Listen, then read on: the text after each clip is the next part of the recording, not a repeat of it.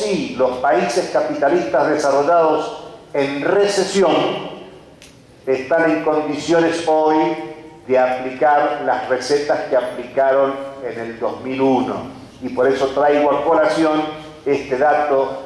fáctico de la incorporación de Francia a la OTAN para ver cómo las hipótesis de conflicto subsisten en la perspectiva de solución de la crisis capitalista actual. Pero también hay que mirar el largo plazo. Y en el largo plazo, creo que el tema es mirar la evolución del capitalismo mundial desde la crisis de los años 70 a la crisis actual, de lo que se definió como una crisis de rentabilidad del capital, expresada en la disminución de la tasa de ganancia de los capitales monopólicos, concentrados, transnacionales a fines de los 60, comienzo de los 70, y cuya política anticrisis fue la política de liberalización, fue la política de flexibilización laboral, fue una brutal ofensiva del capital sobre el trabajo, son las políticas de privatización, son las políticas de apertura de la economía mundial, la liberalización, lo que le dio el nombre a esto que se ha dado a llamar el modelo neoliberal. Y el tema quiero ponerlo en discusión, porque en el discurso hasta predominante sobre el análisis de la crisis actual a nivel mundial, hay una especie de consenso de que esto es una crisis de las políticas neoliberales, con lo cual esto sería una crisis del neoliberalismo y alcanzaría con superar al neoliberalismo, con lo cual no se pone en discusión la ofensiva del capital, no se pone en discusión al capitalismo, no se pone en discusión que se trata una crisis integral del régimen del capital, que el problema está en el capitalismo. Esto me parece que es un tema sustancial, porque buena parte de las políticas anticrisis que se vienen suscitando son políticas que tienen el límite de plantearse como un discurso crítico a la política hegemónica de los últimos 30 o 40 años. El problema habría sido el neoliberalismo y por lo tanto ahora hay que volver a algunas regulaciones y en ese marco hasta se animan a pronunciar categorías impronunciables hasta hace muy poco tiempo, como son las nacionalizaciones, que se cuidan mucho de usarlas, que molestan, pero que cuando se habla de nacionalización, se hablan de nacionalizaciones transitorias, es decir, nacionalizaciones hasta que el tema se resuelva. Si el Citibank cayó en sus niveles de valorización a menos de $1 la acción, de lo que se trata es de comprar acciones por parte del Estado estadounidense hasta que se recomponga la valorización de las acciones y luego volvérsela a vender a sus verdaderos dueños en el mercado de capitales. Es decir, de ninguna manera está planteada una nacionalización en el sentido de administración soberana, ya no solo de las estructuras burocráticas de los estados, mucho menos de participación de los trabajadores de la sociedad en la administración de grandes bancos transnacionales, grandes compañías transnacionales. Pero hago mención a la nacionalización porque de nuevo se trata de una expropiación de un lenguaje histórico radicado en el plano de la izquierda y de los movimientos populares. Estoy hablando de cómo nos expropiaron en los años pasados categorías como la de la reforma.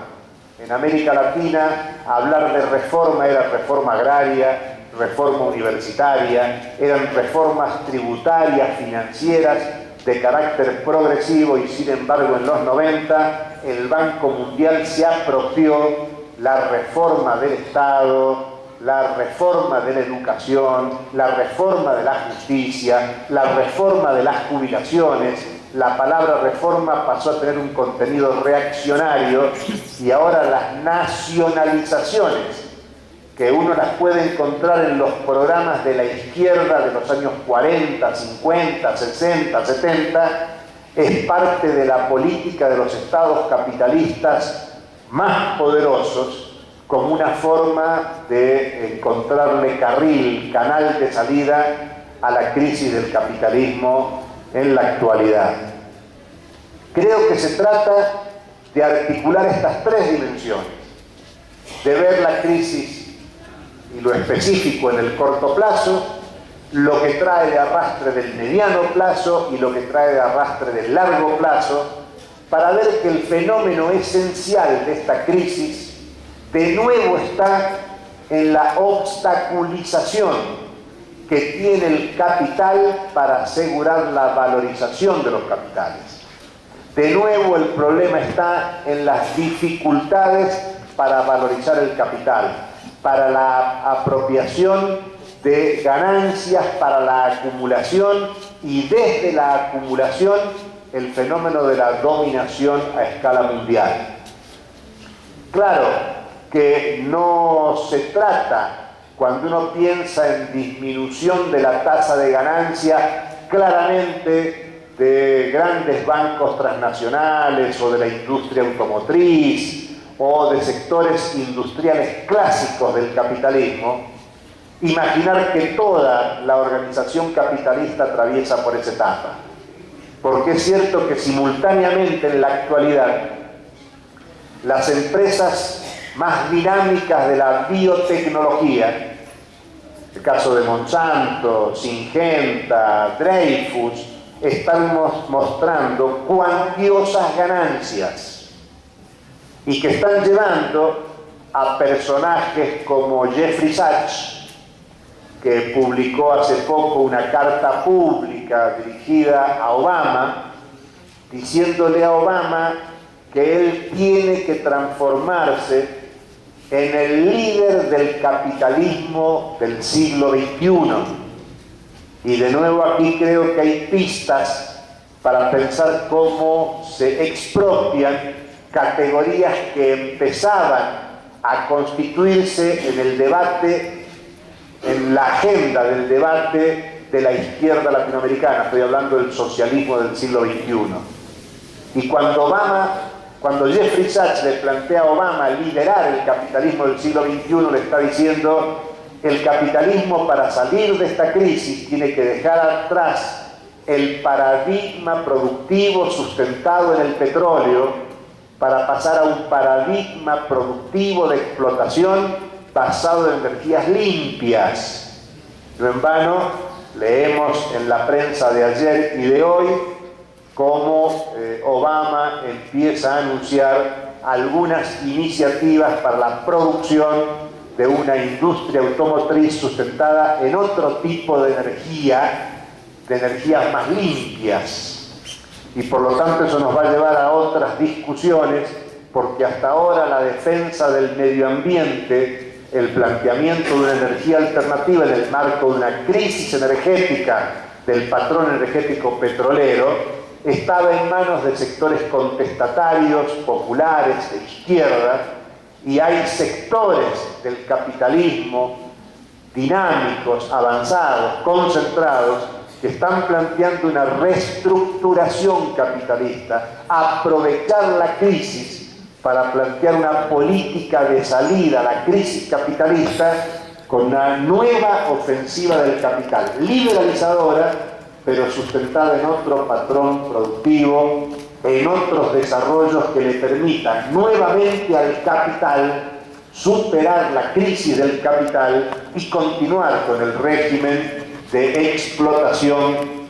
de acumulación y de dominación tal como se viene desarrollando. Por eso es que me parece importante que podamos articular todas